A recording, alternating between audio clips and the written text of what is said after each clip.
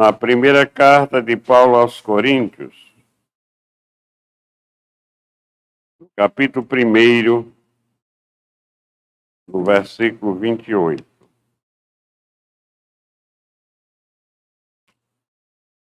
Primeira carta de Paulo aos Coríntios, capítulo 1, versículo 28.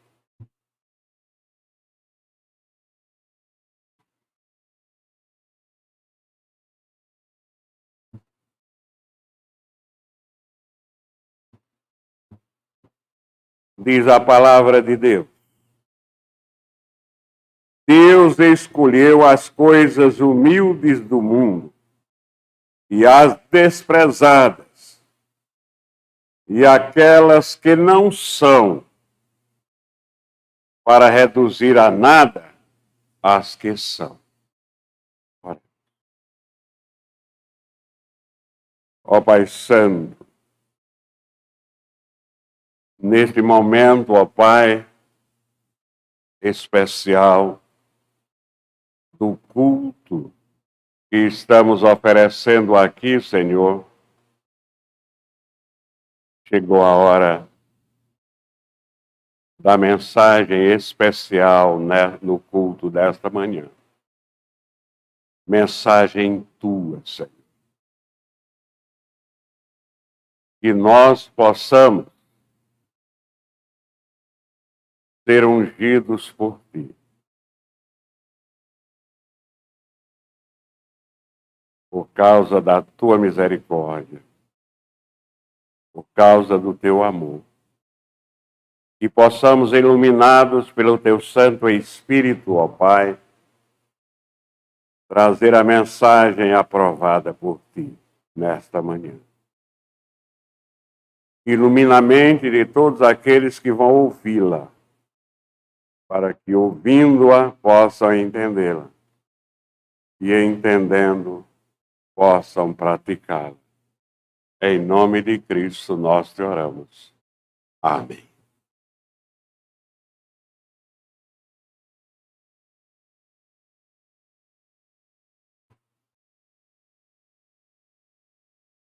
O poder de Deus e suas escolhas.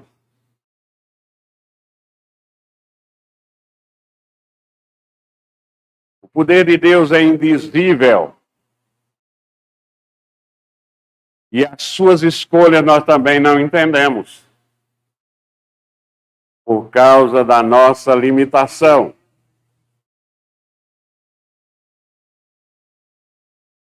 Deus escolheu as coisas humildes do mundo e as desprezadas. E aquelas que não são, para reduzir a nada as que são. O apóstolo Paulo, sobre as coisas que não são, ele usa termos semelhantes em Romanos 4:17. Ele diz, como está escrito, por Pai de muitas nações te constituí, perante aquele no qual creu, o Deus que vivifica os mortos e chama a existência as coisas que não são. As coisas que não existem. Paulo está usando esses termos aqui no outro sentido. Paulo aqui está descrevendo a nossa vocação, o nosso chamado, a nossa escolha, a escolha dos crentes. Ele está descrevendo aqui a vocação universal dos crentes. Ele diz que não somos nada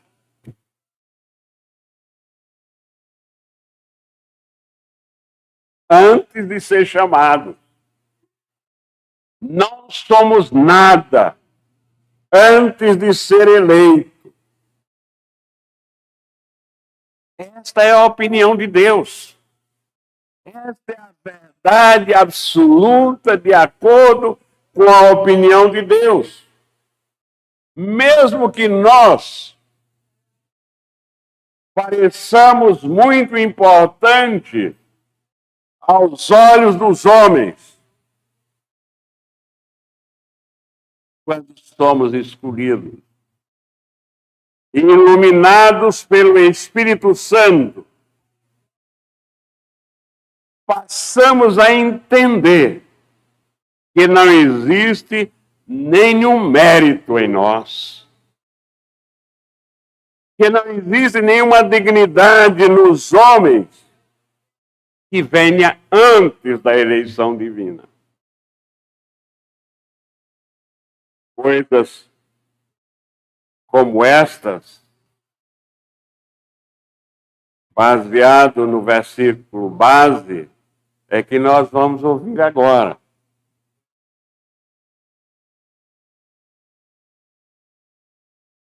Como alguns exemplos de como Deus faz as suas escolhas. Que os métodos de Deus não têm nada a ver com os nossos métodos.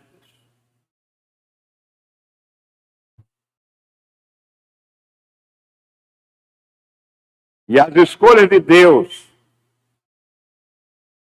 é para reduzir a nada as que são. Este é o bom senso de Deus. E este, para nós, parece que é o humor de Deus. E a Bíblia nos apresenta.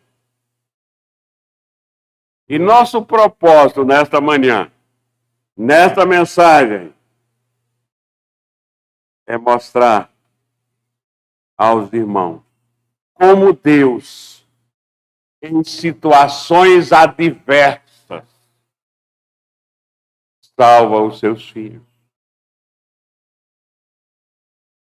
Como Deus salva os seus filhos usando meios desprezíveis aos homens, usando meios desprezíveis aos nossos olhos, cheio de arrogância, pensando que sabemos das coisas. A sabedoria de Deus é diferente.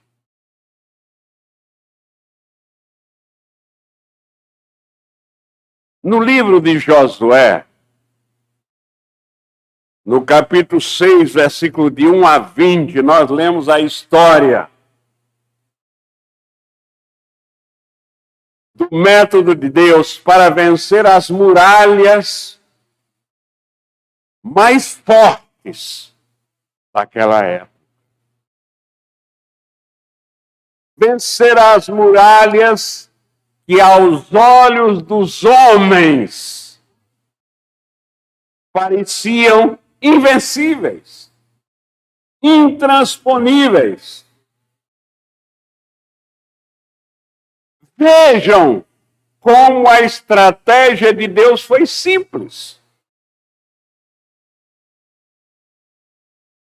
E que nenhum ser humano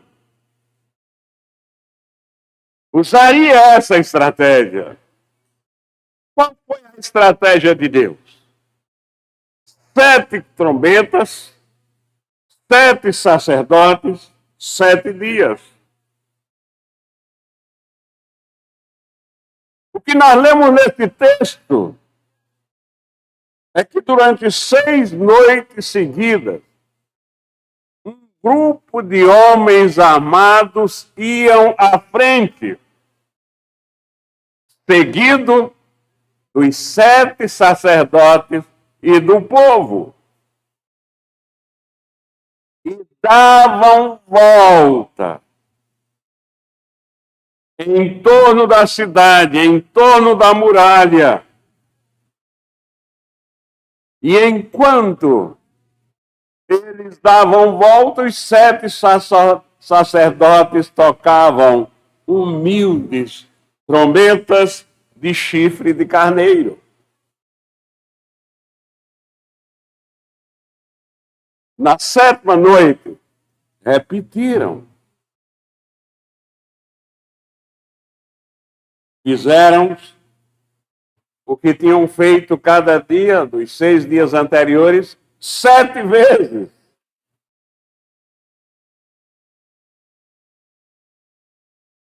E obedecendo a palavra de Deus, depois de rodear, o povo gritou. Essa foi a estratégia.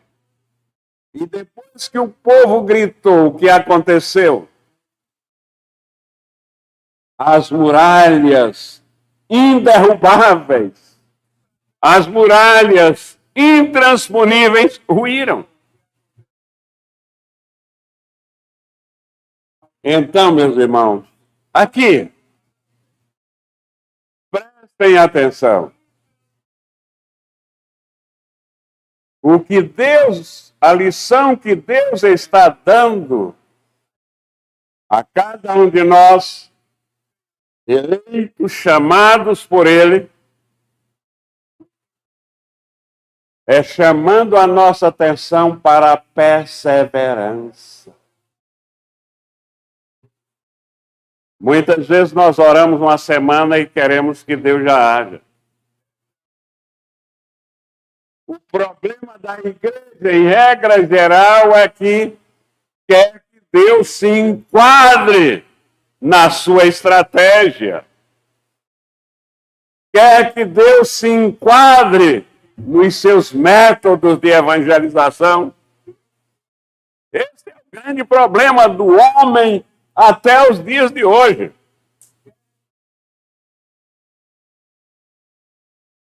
Querem criar métodos para que Deus os adote como se fossem alguma coisa.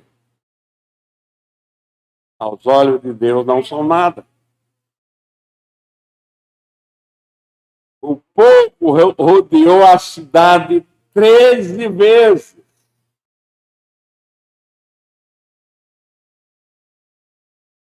E por 7 noites seguidas. Deus quer que nós sejamos perseverantes na busca de sua graça.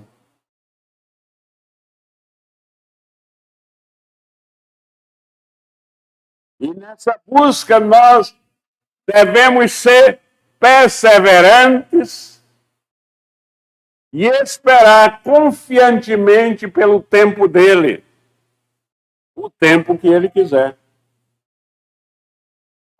O tempo que Deus quiser. Porque é no seu tempo que ele realiza a sua obra.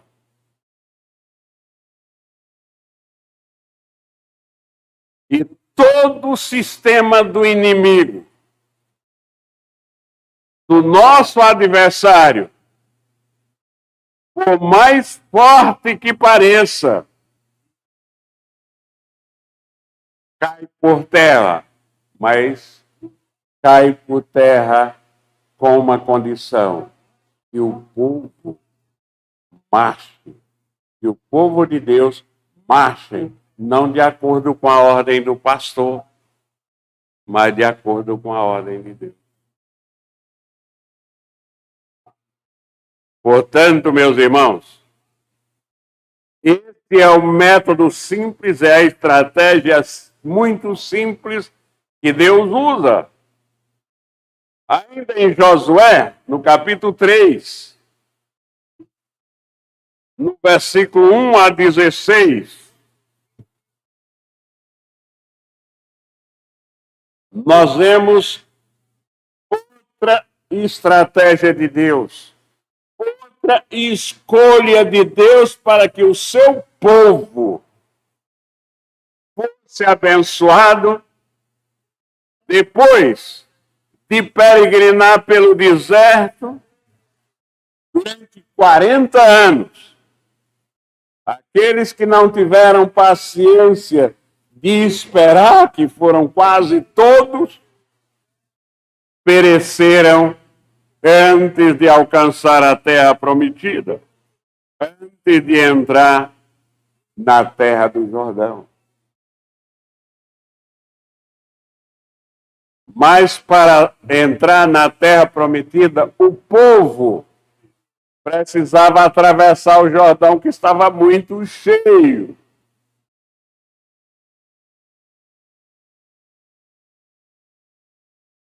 E o que foi que Deus fez? Deus deu ordem ao povo. Deus ordenou o povo, e tudo o que Deus ordenou foi que o povo fizesse uma coisa muito simples. Tudo foi muito simples. Que os sacerdotes tomassem a arca e fossem à frente do povo. E no momento em que os sacerdotes tocassem a planta dos seus pés nas águas do rio, elas seriam cortadas. E o povo obedeceu.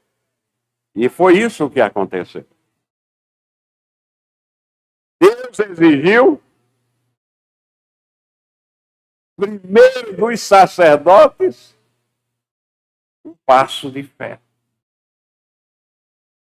A cada momento na nossa vida, na nossa peregrinação aqui neste mundo, isso é exigido de nós a cada momento. Isso é ordem de Deus.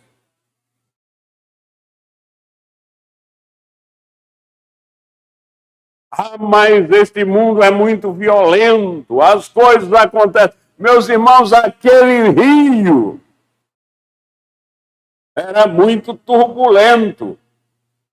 E estava cheio até as bordas.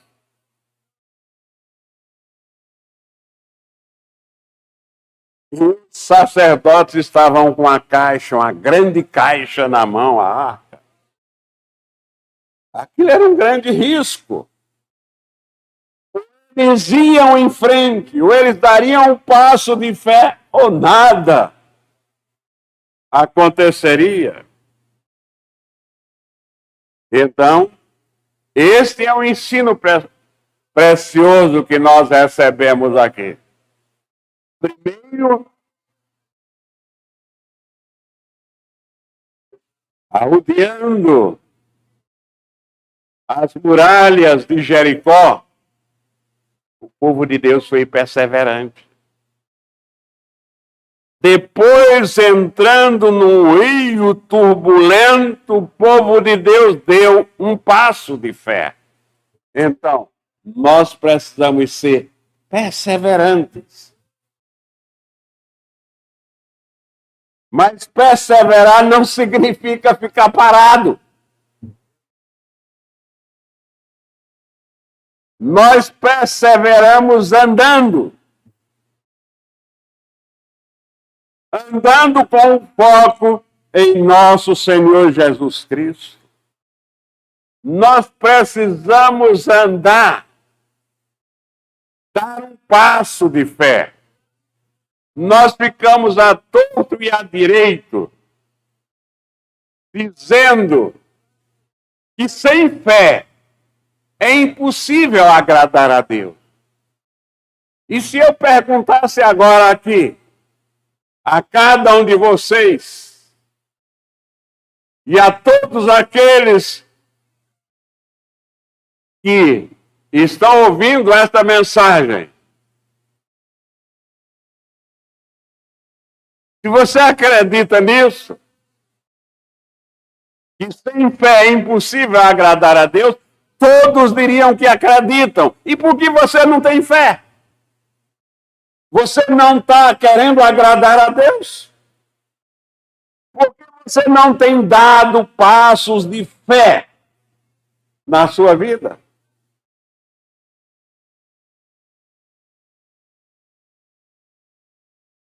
Aqueles homens de Deus, pregadores do Evangelho, estavam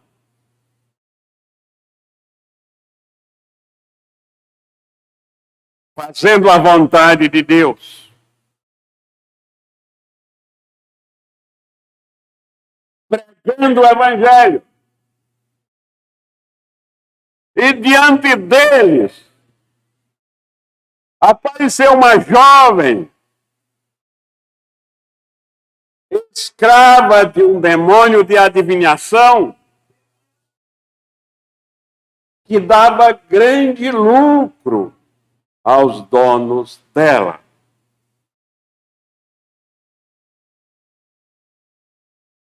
Por isso que levou Silas e Paulo à prisão. Essa jovem foi trazida e eles expulsaram os demônios. E aqueles homens ficaram muito irritados. E como vingança, jogaram aqueles homens de Deus na prisão.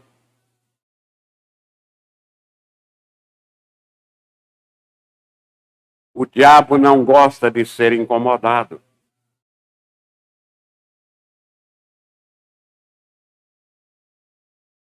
É de desconfiar como nós estamos tranquilos, ninguém nos incomoda. Parece que nós não estamos fazendo nada. Nós não estamos incomodando o diabo.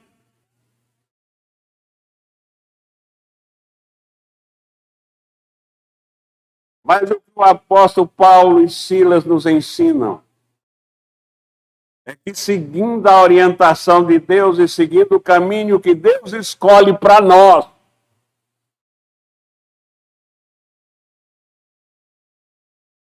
nós não devemos nos incomodar com o incômodo do diabo. Nós estamos aqui para incomodá-lo. Portanto, meus irmãos, Paulo e Silas, de acordo com o registro bíblico, eles não foram atrás de advogados.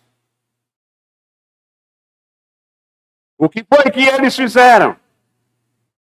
O que o texto bíblico diz? Diz que eles fizeram. Diz que eles oraram e cantaram louvores, e isso em voz alta. Eles não fizeram nenhum motim, muito pelo contrário. Não fizeram nenhum levante na prisão. Oraram e exaltaram aquele que tem todo o poder. Poder no céu e poder na terra. O texto bíblico diz: de repente veio tamanho terremoto que sacudiu os alicerces da prisão. Abrindo todas as portas, soltaram-se as cadeias de todos.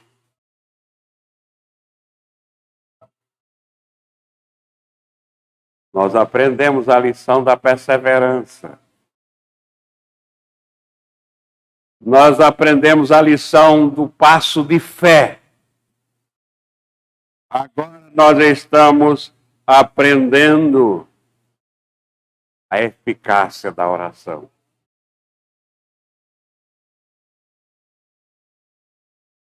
A palavra de Deus, meus irmãos, nos ensina o tempo todo. O problema é que nós, muitas vezes, na prática, nós vivemos como se não acreditássemos que a Bíblia é a palavra de Deus. A Bíblia diz que a oração do justo pode muito nos seus efeitos. A Bíblia nos diz que a oração é a nossa arma mais poderosa. Veja o que diz João 15, 7.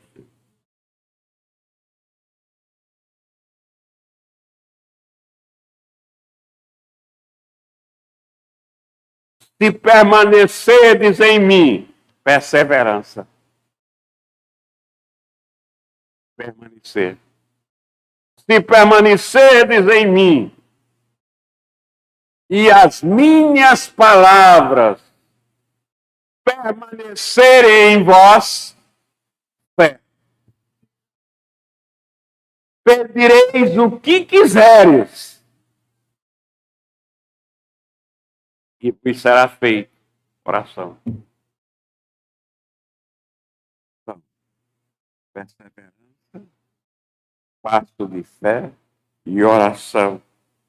Em 2 Crônicas, no capítulo 20, de 1 a 29, nós lemos a história da vitória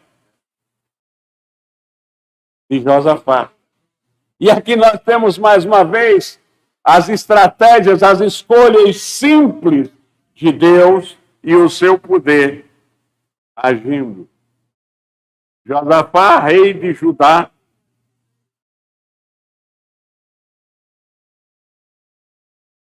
no momento do seu reinado, ele teve a experiência dos reis mais poderosos daquela época juntarem-se para atacá-lo.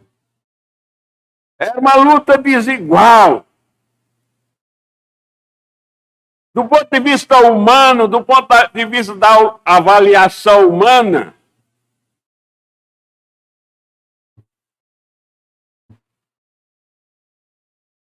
talvez fosse pior do que hoje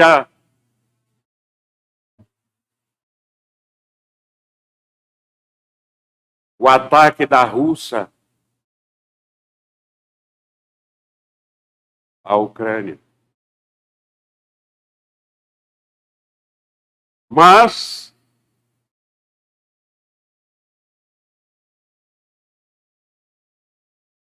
qual foi a reação de Josafá? Correr com medo do povo? Claro que ele estava amedrontado. Vocês lembram? A reação dele foi jejuar e orar. Chamar o povo para jejuar e orar, buscando Deus em oração. E depois de pedir a ajuda, a intervenção de Deus, o que Deus ordenou ao rei Josafá e ao povo foi muito simples. O que foi que Deus ordenou?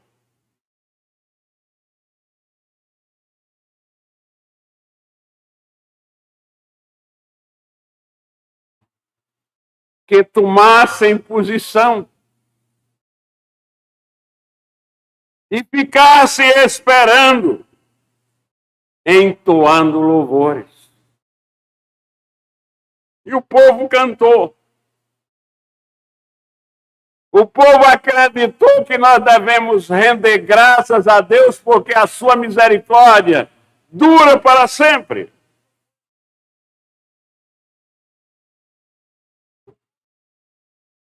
E o povo de Judá, comandado por Josafá,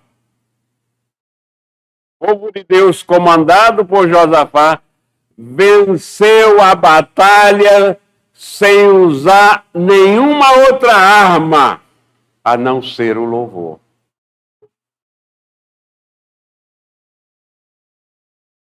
Aqui nós aprendemos que devemos perseverar, que devemos dar um passo de fé, que devemos orar e que devemos louvar o nosso Deus. Nós precisamos redescobrir a força que Deus escolhe para abençoar o seu povo. As bombas destroem e matam.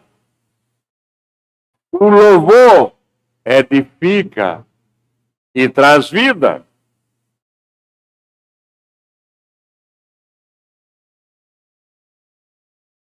Mas uma coisa nós devemos aprender aqui, meus irmãos. Tudo isso acontece quando nós acreditamos de verdade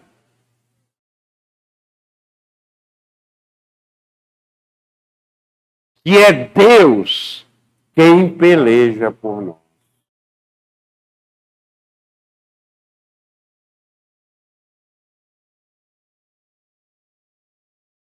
Uma vez, um pastor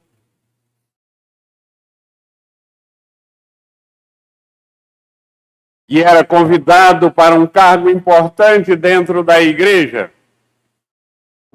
e aceitava,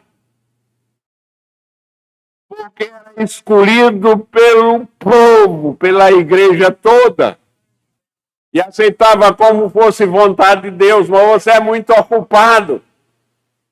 Mas se é Deus que manda, quando a gente vai estar ausente, Deus vai tomar conta, Ele toma de conta melhor. Um dia, esse pastor foi convidado.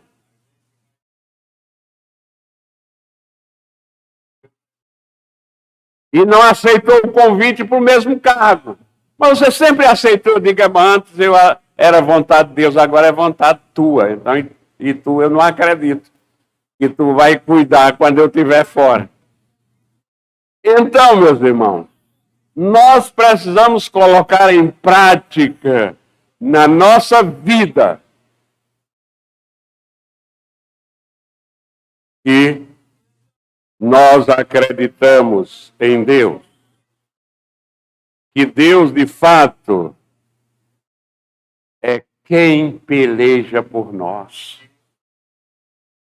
Muitas vezes, quando eu vejo alguém desesperado, houve uma época na minha vida que eu até, talvez erroneamente, ainda não estou totalmente convencido, dizia que crente não tem síndrome de pânico nem depressão. Porque estas são coisas que nós sentimos quando nós nos achamos impotentes para enfrentar as situações. Mas, meus irmãos, o que nós aprendemos na palavra de Deus, que é Deus quem peleja por nós. O que falta a cada um de nós é fé. É entregar completamente as nossas vidas a Deus e deixar que Ele faça as suas escolhas para nós. E nós devemos nos enquadrar dentro das escolhas de Deus. O versículo diz que Deus escolheu as coisas que não são, versículo básico, para reduzir a nada as que são. Aprendamos que Deus quer que nós confiemos nele. Que nós esperemos nele. Que nós deixemos de nos fiar, confiar na nossa capacidade. Que nós façamos a nossa parte.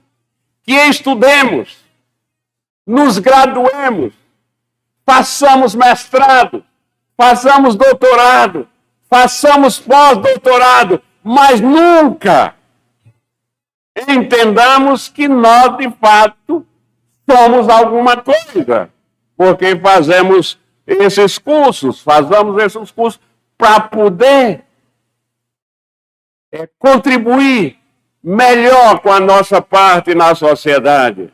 Mas nós devemos deixar de pensar que é a nossa capacidade que fazem as coisas acontecerem. Nas nossas vidas, as coisas acontecem por causa da misericórdia de Deus para conosco, principalmente.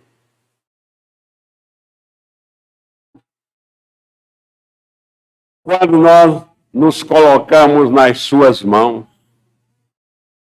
É Deus quem opera maravilhas. É Deus quem efetua maravilhas. É Deus que realiza as maravilhas na sua vida. Então, meus irmãos, eu concluo a mensagem nesta manhã fazendo um convite. Vamos ser mais ousados na fé.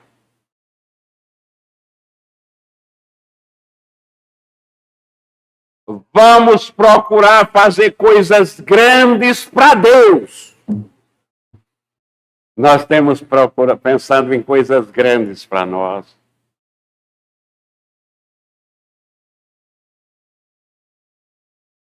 Vamos andar com Deus. Se nós acreditamos que nada com Deus é impossível. Que Ele nos abençoe. Que Ele abra os nossos olhos. Que em Cristo Jesus nós sejamos perseverantes. Que em Cristo Jesus nós sejamos, de fato, fervorosos. Que em Cristo Jesus, nosso Senhor, nós sejamos, de fato, pessoas crentes de oração. Então, meus irmãos, levemos uma vida diferente da vida que nós levamos até o dia de hoje, para que tenhamos uma vida com a qualidade diferente. Que o Senhor nos abençoe, hoje e sempre. Amém.